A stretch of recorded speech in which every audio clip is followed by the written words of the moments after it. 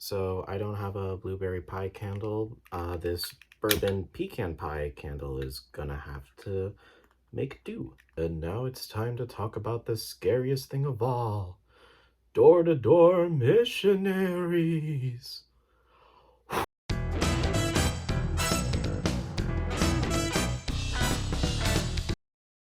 We're gonna need to turn the lights back on.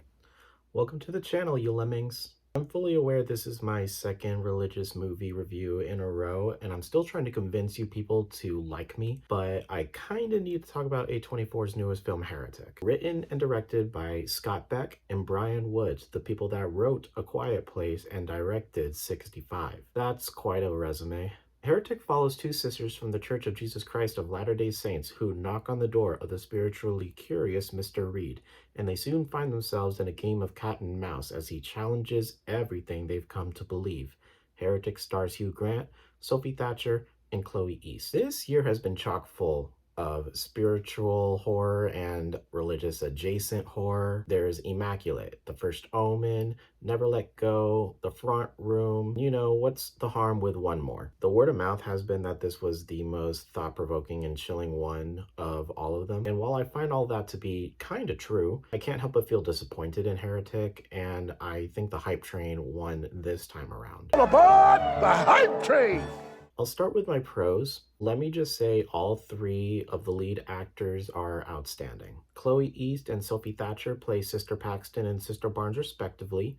The former is born and raised in the church, and the latter is a convert to the church. Both actresses actually have ties to the Latter-day Saints in real life, and I'm glad to hear from many ex-Mormon and some still practicing Mormon that they treat the subject matter respectfully. They treat the sisters like real characters. They're not hyperbole, exaggeration, caricatures of the Mormon church. Because I agree that sometimes the Latter-day Saints are hyperbolized in media for their eccentricities. Hello, would you like to change religions? I have a free book written by Jesus!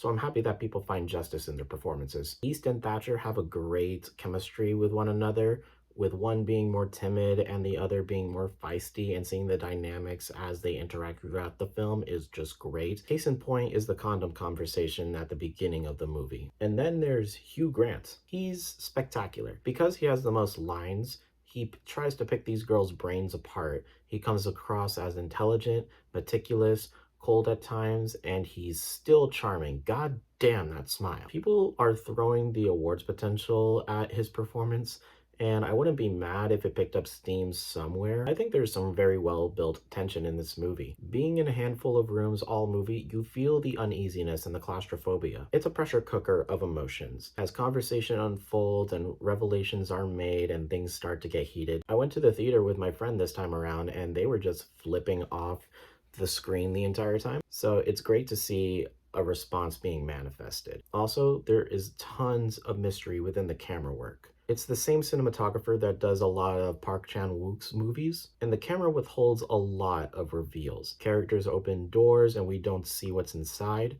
There's a lot of uncertainty about the truth and what are lies. And one of my favorite shots is Sister Barnes trying to read the label of the candle, and instead of revealing the scent to us, she turns the candle and the camera turns with it, and it becomes a reveal to the audience. Even though you saw it in the trailer and you know what's happening, I thought it was very effective how they did it. Also, kudos to the trailer for not really showing that much related to the second half of the movie. It kept me surprised, it kept me in the dark. Mr. Reed is basically trying to deconstruct our two sisters' thinking on religion. And with that comes some metaphors. You used a metaphor on Timon? The basis of the theology lesson is that religion is just an iteration on an iteration on an iteration, so on and so forth. He breaks down this explanation using music samples and versions of the board game Monopoly. He brings up some questionable doctrines like the Latter-day Saints' view on polygamy, and how it seemed like a ploy for just having affairs. And he relates it to picking fast food items and picking and choosing your perfect meal from different restaurants until you have a complete meal that you're satisfied with, picking and choosing which doctrine and beliefs seem the most appealing to live your life by. It's very digestible for a wide and mainstream audience, which I was enjoying for the most part. I feel like people see the Studio A24 and then you expect the weirdest and most ethereal movies being made today, but I also love A24's more grounded movies like Past Lives and The Zone of Interest. And one of my draws toward Heretic was the fact that we were engaging in dialogue on a theological level. It's very much like debate class, and the dialogue surprisingly stays neutral. Mr. Reed isn't necessarily saying religion is bad. He's more interested in what draws people towards certain religion. He's studied all different faiths, he's observational, he's taking notes the entire movie, and the sisters actually hold their ground and counter with points when they are applicable. One of the bigger themes really does become if someone finds comfort in their faith and the existence of a higher power or a life after life, as long as they are being respectful to others, religion has its place in society. In that case, it actually funnily becomes close to the Book of Mormon on Broadway. They have very similar themes within the show. And dang it, a Mormon just believes. The other theme that counters the theme of religion is a comfort is how it is also a form of control. Once you follow a certain religion, you will be met with a list of restrictions. The goal is to convert as many people as you can. Suggestion and word manipulation can change things in others' favor. It's in the trailer, but Sister Barnes and Sister Paxton say they can't go into Mr. Reed's house unless another woman is present. And he says, well, my wife is inside, but she's not. He says there's a blueberry pie in the oven, and yet it's a candle. He says you're free to leave, but are you really? Control is everything to me. It's the calculation in it all that makes you feel very uneasy, and it works its way all the way up into the climax. You see Hugh Grant fall into logical fallacies that proves that he's not 100% correct either.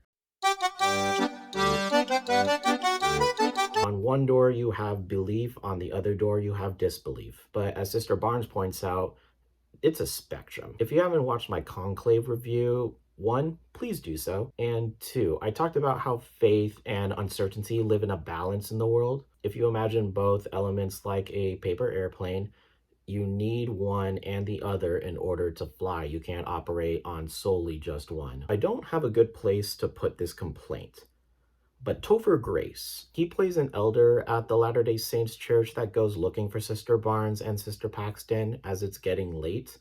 But the way they built him up by cutting to him in multiple different scenes, realizing that they haven't returned, asking previous people if they've seen them, it felt unnecessary. We could have just had him knocking on Mr. Reed's door and asking about the whereabouts of his friends. The tension would still feel as palpable to me, and then you would have that reveal of like, is that Venom? Hey, Parker. And the rest of my complaints, I think this movie falls apart in the last 30-ish minutes. It all started to feel like reaches narrative-wise, grasping at straws. Things are revealed, and to me, they come out more and more out of left field than what I expected. I really didn't like that I felt myself disassociating with the movie as that third act was clipping along. And the mystery of it all becomes a lot more deconstructed. The reveals later feel like they logically come out of nowhere. How did we get here? How did our characters figure out to get here? If anything, I think it brings it back with the final confrontation into the last scene to the end of the movie. It brings back that strong ambiguity that was throughout the first 2 acts. And for as strong as those first 2 acts were, I can't help but feel disappointed within the third act. But overall, I still think Heretic is worth a trip to the theaters. It's very dialogue driven, and it will make you look at religion differently, at the very least through a different lens. At the very worst, your brain will melt. All 3 of the actors carry Heretic to something a lot more than it looked to be on paper. In a year with so much religious horror, I think Heretic shines. I'm glad this is a respectable send-off for hopefully the final religious horror of 2024, and I give Heretic 3 out of 5 stars. Thank you for watching. My name is Kyle, and I'm still learning to fall in love with the medium of cinema. If you want to join me in that journey with more reviews, deep dives, and rankings here on this channel, you should hit subscribe, you should hit the bell, you should follow me on Letterboxd. And comment below your thoughts on Heretic. What's your favorite Hugh Grant role? Don't forget to like the video. Until next time, that's a wrap.